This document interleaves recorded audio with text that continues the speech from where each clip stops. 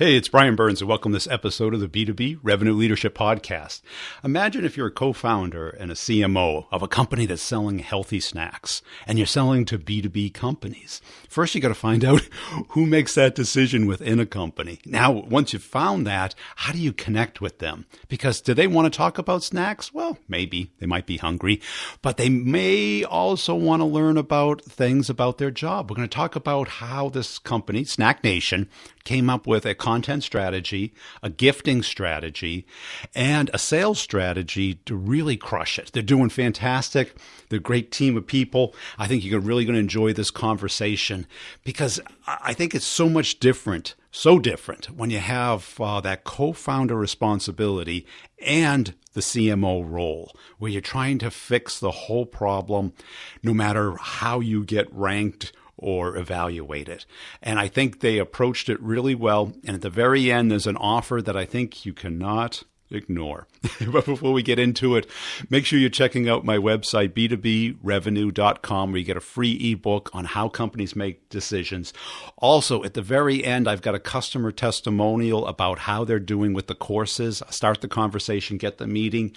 If you're looking for a new and innovative way of getting meetings without the spam and the pitches and the cold calling and the cadence of death that everybody's annoyed to death about, I've developed this course. Phenomenal success. People are starting conversations, engaging with people in a natural, organic way, and getting results. So you can hear that at the very end. Also, there's an offer from Snack Nation that you might want to take advantage of, especially if you're health conscious like I am. Also, make sure you're checking out CoVideo. CoVideo just released a Chrome extension that allows you to do video emails all from Chrome. Super powerful, super easy to use, as well as Discover.org, who just was awarded the G2 Crowd Award, the best data source out there, whether you're in marketing or sales. Instead of having your people spend all their time trying to find out what the customer cares about, Discover.org does that all for you. And this week on the Brutal Truth About Sales and Selling podcast, I had a sales rep from Gong.io. Now, if you listen to him, you can see the results that you get from Gong. It's all this organic, natural feedback that each rep gets after each call as a way of giving them feedback and becoming better. You can just tell how this person talks, that this doesn't happen naturally. You don't become a great listener or a great conversationalist naturally. You have to get feedback after every sales call. So check that out. I just released that. And also connect up with me on LinkedIn, will you? Brian G. Burns on LinkedIn, and follow the B2B Revenue Leadership Podcast page on LinkedIn, where I put out videos every day. Let's get into the interview. Hey, Andy, thanks for joining us today. As a way of getting started, tell us about yourself. Well, thanks for having me, Brian. Excited to be on. And, I guess I'd start in my earlier career. I was a combat decorated U.S. naval officer, spent some time over in Iraq and the Middle East in 2003 when the war started.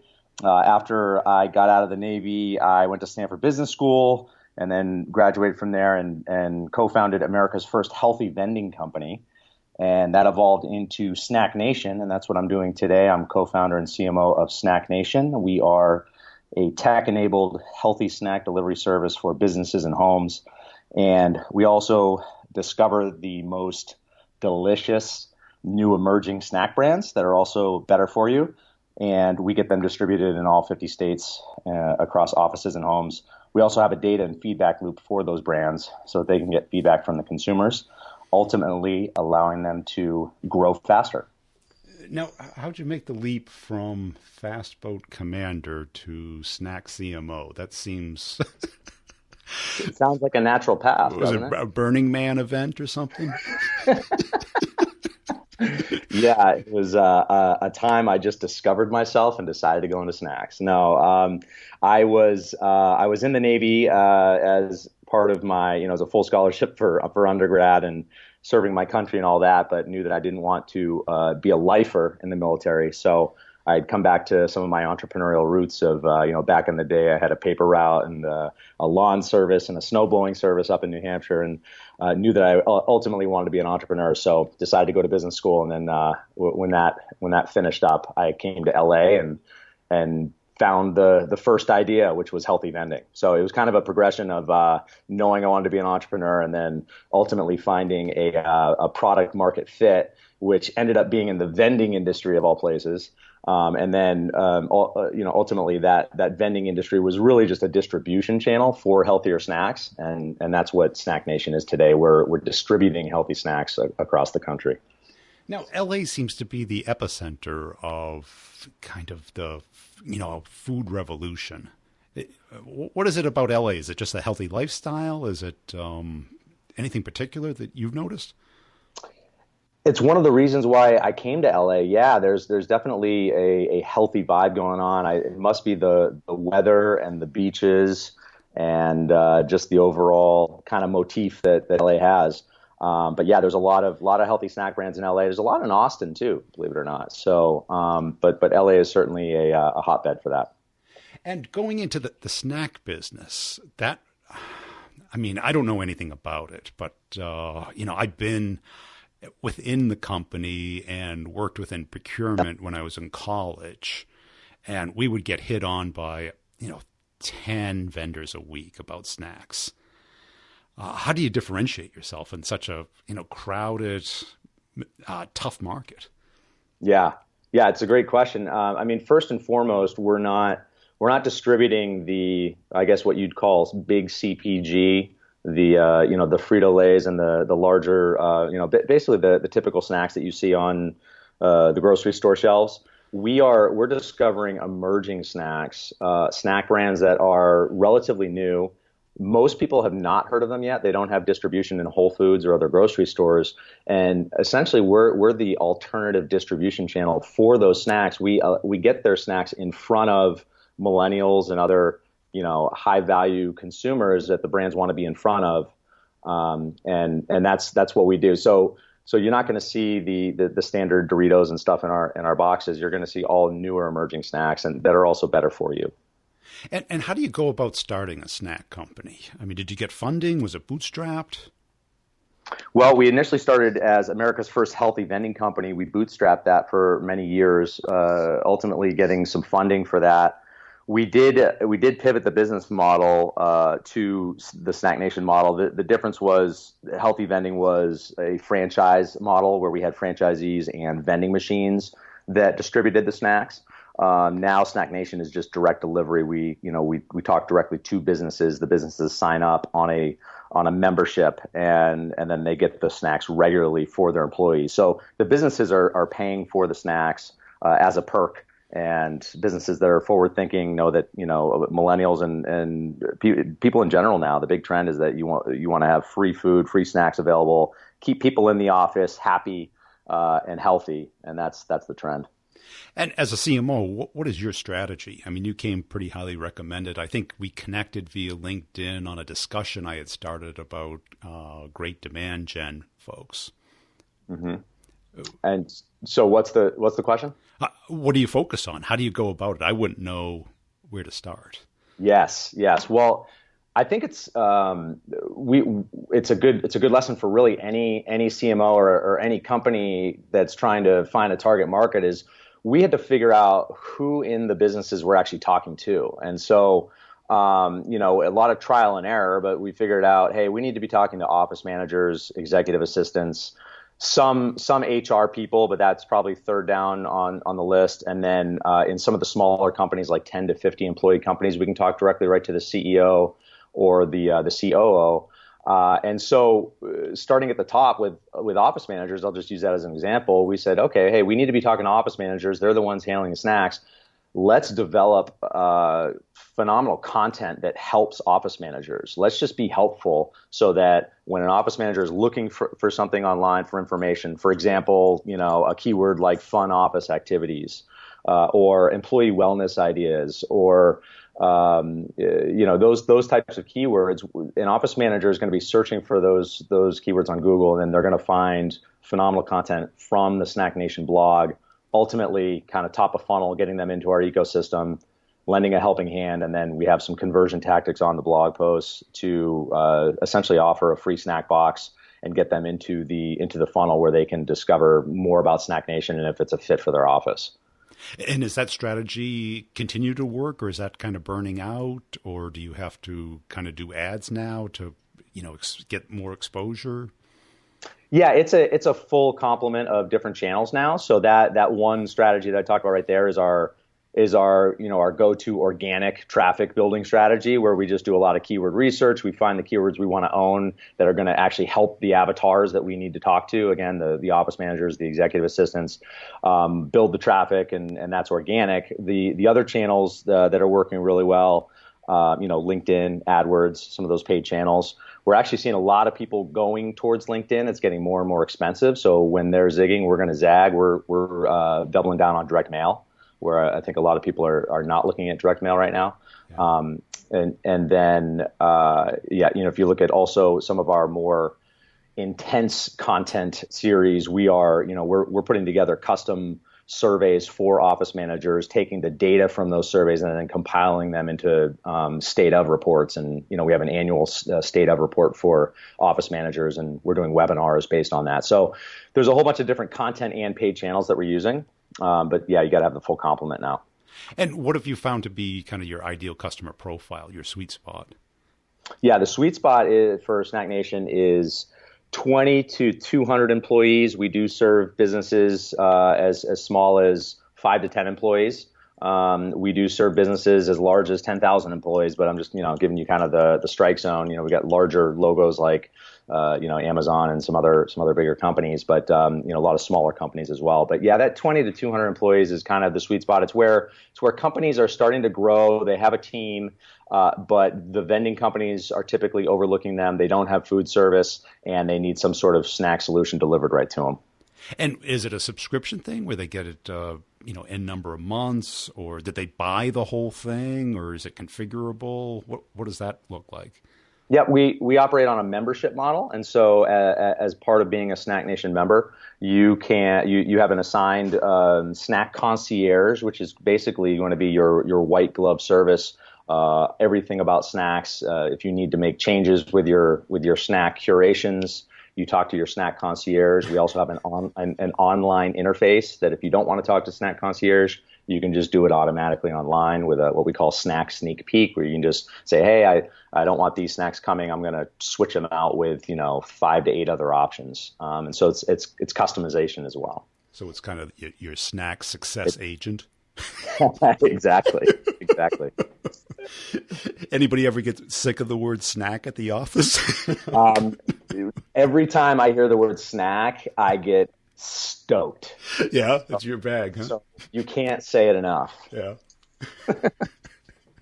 And how do you get measured? I mean, as a co-founder, you probably have a little bit more leeway, but most CMOs, they're always looking at attribution and justification, and does that go away a little bit, or? Well, no, I actually, I've got that dichotomy of co-founder versus CMO. I hold myself to the same standards as any other CMO. So we used to be measured on MQLs, opportunities, and inbound revenue, right? We then found that as we grew our sales team, we got about 30 AEs now. It's a very statistically significant system, meaning we've got leads that are going to enough reps where like any one rep isn't going to really change the metrics that much. So we dropped the MQLs and the ops, and now it's literally just where I'm measured on, myself and my demand gen team, we're measured on inbound revenue and then how efficiently we can generate that inbound revenue. So we use a ratio called revenue to spend. You could do the inverse of that and call it cost per MRR, but essentially it's how many dollars of advertising or organic. We've got headcount and we're working on SEO and link building. So there's also a cost for organic, but essentially how many dollars are you spending to generate $1 of new MRR? And so we use that ratio to determine, revenue divided by spend. We use that ratio to see how efficiently we're generating the revenue as well. So it's a combination of total revenue and the efficiency ratio. And on your outbound mix and spend, where do you divide that up? Is it Facebook? Is it LinkedIn? Is it Instagram? What is working for you? For outbound? Yeah, outbound advertising. Oh, okay. Outbound advertising. Okay, yeah. So we use a little bit of a different vernacular here. Outbound for us is our SDR team, and they're doing all outbound demand generation, ultimately getting interest from businesses and creating opportunities, sending those opportunities over to AEs. So we have a whole different cost structure there, where we look at headcount, total, what the seat costs, what kind of software they're using, and kind of average that all together, and then what kind of revenue is coming from those opportunities that the SDRs are generating. That's our outbound. To answer your question about the advertising piece, we have a good mix between LinkedIn, AdWords. We're actually seeing some traction on YouTube, so it's kind of part of our AdWords program. But we're putting pre-roll explainer videos, and we actually just created an office manager commercial. So this is actually a good kind of a good tactic for CMOs, is to really identify who your number one avatar is, and then make a fun, what we call edutainment, something that educates and entertains at the same time, and have that directed towards your avatar. If you want to see, you can go to the Snack Nation YouTube channel. It's an office manager video. It's about 3 minutes long, and it talks about all the trials and tribulations of being an office manager in a very funny way, and then talks about Snack Nation as the solution. So we're also testing that video on YouTube using pre-roll. Other paid areas, again, I mentioned direct mail, and direct mail we're really scaling into.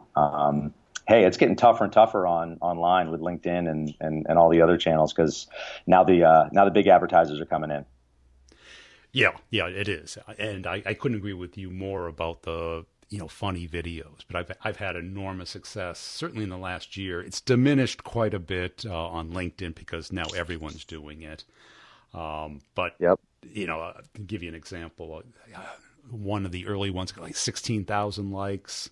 And, the same video today would only get like 1/10 that. Yeah, the old the arbitrage window is closing. Yes. We were pushing the envelope with video on LinkedIn a year ago, and you're absolutely right. Those metrics are starting to decrease. So the way you win is that you have better content. I mean, I really believe that you have to have the best content in your space or towards that avatar. We're looking to have the best content for office managers, because those are the people we need to be talking to, and that's what all CMOs should be committing to in 2018 and through 2019. But I would also think that person, that office manager, would be a tough person to market and sell to.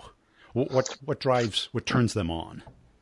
Yeah, well, they're very office managers specifically, they're very underserved. And so what's great about LinkedIn is you can hyper target job titles, and LinkedIn is the most, from what I've seen, I'd love to know if there's any other database out there, but from what I've seen, it's the most up-to-date database, because it's user-generated content, right? You change a job, you have a job title change, you're going to change your job title very quickly. And so that's the great thing about LinkedIn, is you can hyper-target job titles. So that's how we can get in front of office managers on LinkedIn specifically. Now, the other approach is thinking about what problems your avatar has, and then what are those keywords that they're searching for, and then you want to write phenomenal content that is optimized for those keywords. I use an example of fun office activities. That's actually a pretty highly searched on keyword that office managers are looking at. You got to discover a lot of those keywords and write the content, and just build your organic traffic over time too. And that's how you get in front of your avatars, is helping solve their problems. So that gets you in front of them. But yeah, that's right. What builds interest or even curiosity about Snack Nation? Okay, now they know about it. Mm-hmm. Or is that the SDR's job? Well, it's in the overall revenue mix. Yes, SDRs have that job, but inbound marketing also has that job. Yeah. So to ultimately get interest, this comes down to an irresistible offer, and that's the other thing that when I talk to other marketers and friends who are doing marketing. If some sort of campaign or some funnel is struggling, the two things I say are, well, what's the audience and what's the offer? Likely you've got one of those that are off kilter. So when you get an office manager or whoever your avatar is to your content, you then have to have an irresistible offer for them to take the next step. For Snack Nation, we offer a free snack box. Yeah. So we're gonna send you, it's like $25 out the door 15, premium single serve delicious snacks, and we're going to send it to your office. That's the irresistible offer that we're getting attention with. And then, we're going to have a certain conversion rate on those sample boxes of people that like it or don't. And the people that do like it are going to ultimately see value in getting started with our membership. Well, that's the joy of selling something that everybody likes, right? Everybody has to eat. Yeah. So it's like, you're selling a software product that you may or not use, but everybody opens their mouth several times a day and getting food. And that seems to be a pretty powerful thing. And I see a lot of people doing that. You're gifting your own product, but it's not swag. It's something that everybody enjoys. So does that open the door a whole lot more than anything else? Yeah, I mean, that's the unique thing about software versus physical products is with snacks, we're sending a little bit of a precursor of what you're going to see on a larger scale. And yes, it's physical, it's palpable, it's tactile. I don't know if there's any other synonyms for that, but I think I just said the same thing 3 times. But it is something that you can put in your hands and taste and feel, and that's an important part of our sales process. Yeah, because that becomes part of the technical sale, the evaluation, and it kind of closes the sale pretty much, or self-qualifies people. Exactly. Especially if you have a health-conscious office manager. Exactly. I'm not sure that correlation is very high, but I don't know. What we're seeing is, even just 3 years ago, the estimate was about 18% of offices in the United States offered some sort of free snacks. That stat is now at around 25%. So massive growth rate of offices offering free snacks. And so it's just a matter of, are you going to offer, free Skittles and M&Ms, or are you going to actually offer free stuff that's going to help people perform better, that's going to have healthier ingredients, that doesn't give them the 2 p.m. afternoon sugar crash, more sustainable energy. And also, are you going to offer your employees a snack program that they're going to actually be excited about when that box shows up? It's like Christmas morning. People are running around looking what's inside versus, a standard business delivery of Skittles and M&Ms. Are people jumping up and down when those arrive? So it's kind of a culture thing, too, of showing your employees that you care. And that's it. And the office manager automatically becomes a hero if they happen to put that in the meeting room or cafeteria. 100%. After they take their bite. So what is the limit, or what is the impeding thing as far as growing Snack Nation from a marketing standpoint? It's a great question. It is, I think it's channel depletion. So, there's only so many office managers on LinkedIn, right? And we're gonna hit some sort of a plateau. This happens with all advertisers across all platforms. You eventually saturate that particular channel, and you get a point of diminishing returns. And so I think the key thing for Snack Nation and a lesson for all the marketers listening to this is you can't always bet on just one channel. You always have to be trying new things. I've got a bunch of direct mail tests in the hopper right now to make sure that we're going to be expanding into that channel. We're on AdWords.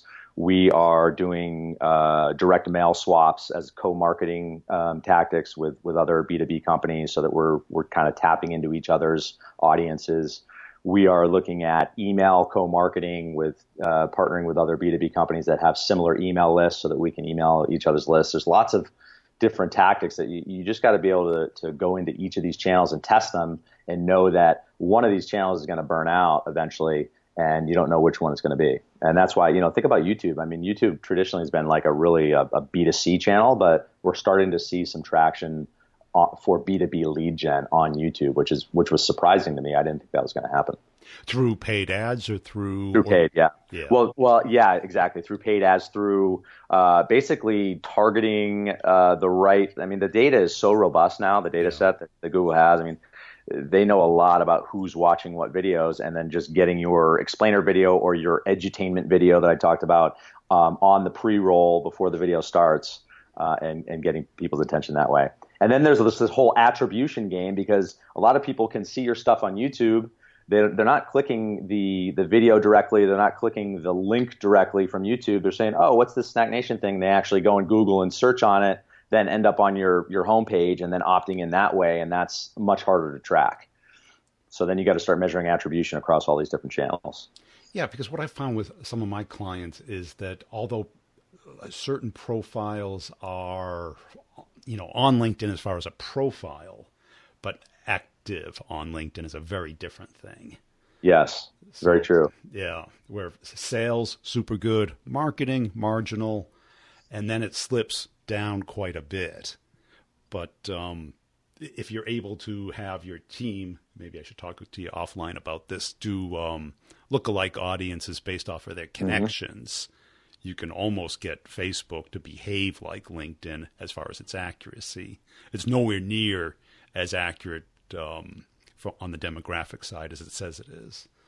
Absolutely, and I'm glad you brought that up because it kind of ties back to my previous point about testing new channels. All of the rage now is AI. You go to conferences, you see this stuff. It's AI this, AI that, and I was kind of pulling the BS flag a little bit last year, but now I'm actually starting to see some traction where there's, I've been on vendor calls recently where this stuff is actually working, and we're testing some new tactics with AI driven information where they're taking a lookalike audience of your best customers, and then feeding that into their machine learning platform. And then through AI, they're bidding up and bidding down your ads on Facebook, on LinkedIn, on programmatic through Trade Desk or Google Display Network. They're able to kind of throttle your ad spend and figure out at scale. So this is not like an A/B split test. This is like hundreds of multivariate split tests happening all at the same time, and they're able to ultimately optimize your ad spend across these different platforms by using AI. And we're about to kick off a test using one of those vendors right now. So it's going to be interesting to see. But we're seeing the industry evolve where this stuff is actually working. Cool. And if you were to look back at the last 4 years at Snack Nation, what would you have done differently if you had to do it all over again? Oh, such a good question. What we've done differently. We've been growing very quickly. We just hit we're number 24 on the Inc. 500 list this year. So we've definitely been executing some things the right way. I would say I would triple, quadruple, quintuple down on sales training a lot earlier than we did. It's tough to grow a sales team and have a 30 rep team and have them all singing to the same sheet of music. And, if we'd invested in training a lot earlier, I think we'd be even better in a better place than we are today. So sales training is huge for all B2B companies that have a sales team. On the marketing front, I would have, we invested very heavily in organic and SEO first, and that's always the long game. Yeah. I would have fought for a little bit more budget earlier on to test more inbound paid channels like LinkedIn and AdWords and gotten on those platforms earlier. Excellent. And you kind of surprised me to say that you have a separation of SDR and AE. I would think at that price point, because there's no demo, right? There's no, it's kind of, but certainly there's when the snack box shows up and they get to sample all the snacks. Yeah. Right, there's that part, but I don't think there's a screen sharing, let's eat this together type of thing. We did launch Vidyard, so I'm actually pushing to have more video like that where the SDRs and AEs are using video, but I get your point. We have the way that it's built here is all of our inbound leads. We have an inbound lead scoring system, and about 40% of our leads are not high value enough to go to a sales rep, so they go down through a self-serve funnel, basically an online, buy it now. If here's some snacks, you want to buy them now, funnel. And then the leads that are scored high enough, where historically we know they're bringing in enough MRR per MQL, those go directly to AEs. So they don't go through an SDR, they go directly to an AE. So that's how we cut out cost on the inbound side. On the outbound side, yes, SDRs are doing the heavy lifting of list building, reaching out, prospecting, qualifying, and then creating that opportunity and tossing it over to an AE for close. Without speaking to the person, or? With speaking, yes. The SDR is having an initial phone call to qualify and to make sure that it's going to be a good fit. Okay, so then they send out the gift box, and then an AE would follow up after a certain amount of time to close? Is that the model? Yeah, so it depends on how high value the opportunity is. Sometimes SDRs will send it out. Sometimes they'll wait to get on a meeting with an AE to determine if they should get a snack box. Excellent. Hey, for all the listeners who want to get Snack Nation in their office and learn more about your approach, where should they go? We have a special offer for all the listeners. You can get a free snack box of 15 delicious snacks. Assuming that you do have 10 or more employees, you can go to snacknation.com/free123. Again, that's snacknation.com/free123. And we'll hook you up with a box. Hey, why don't you all take advantage of that offer? I think Snack Nation's onto something big. I think everybody's getting health conscious, and we get hungry at work. And wouldn't that be nice to have a little healthy snack? Also, I love the approach about surrounding your ideal customer profile, not just with content about what you do, but content about what they do, what they care about, as a way of building a relationship with them by helping them. And eventually, if it fits and they want it, guess what? They will buy it. They will like it. And the gifting part. I don't understand why companies can't get this. People can't get this. When you go to a party, do you go empty-handed? No, of course you don't. Why? Because this is ingrained in us. If you look at every picture in every museum, when one tribe meets another, they're exchanging gifts. It's ingrained in our DNA for thousands of years. It's a way of building trust. Trust is the definition of I care more about you than I care about me. That's how you build trust. Because until you do that, they think all you care about is you, and you're going to take something from them. So try that anyway. I really enjoyed that conversation, and I hope to see you next time. Hey, everybody. Thanks for listening to this episode, and I really would appreciate everybody who goes onto LinkedIn, connects up with me, or follows me there. If you happen to see some of my content flying by, if you could throw a little thumbs up or a comment or a share, I definitely appreciate it. It helps spread the word about the podcast. And make sure you're checking out my website, b2brevenue.com. You can get my free book on how companies make product selections. It's a real book. It is on Amazon, but I give it away for free. Just register there. It'll email you a link to it, and you can just download the PDF from there. Also, if you want to check out the courses, start the conversation, get the meeting, or closing the complex sale, and you have more questions about it, the short answer is there are video courses. You get access for a year, but it's also a community. What does that mean? You can ask questions anytime via voicemail or email. I answer them within a week, put them into the course. We have office hours every other week. It's an hour long course where you can I pick a topic, answer questions, you can ask questions. Also, you can schedule one-on-ones for free, and we just talk through your particular use case, and that gets shared with the course. So if you don't have time for office hours, or the timing doesn't work, or you just want some more one-on-one help, that's all included for a whole year. So it's really a year to go from where you are to where you want to be. And so it's not just videos. It's not just knowledge. It's practice. It's getting feedback. You can send me emails. You can send me your presentation. I'll help you with anything that you need to close the complex sale or get the meeting. And you can check out them at b2brevenue.com. So that's it. I really appreciate it. And please tell somebody about the podcast and let me know if I can help you in any way. Oh, and you want to hear some results from the course? Well, here you go. I love the approach. It's working for me just fantastic. If I sent you some of the emails, which I should, the conversations that I'm having with people, I think you'd be blown away because they're not really about work.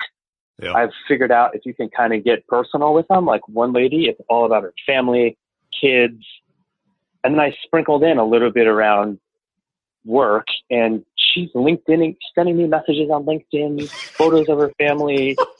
No, I'm not even kidding. I should show this to you. You'd be stunned. I was shocked.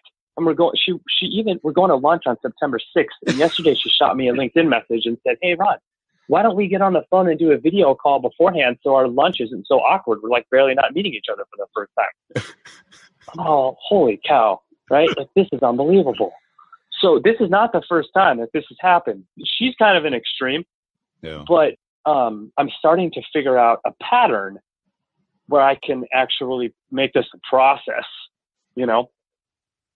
So good. Yeah. I'll show you that. So it's getting to that point. And every time I do this, I'm like, God, this is unbelievable, you know? So.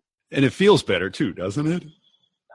Oh, Brian, let me tell you something. To be able to go to lunch with her, I'll even talk to her on the phone, right? We're going to talk about family, kids, work-life harmony, because I shared a thing with her from Bezos about work-life harmony. This is where the conversation will start. Now, at some point, we're both not stupid, right? We know we're going to talk about work.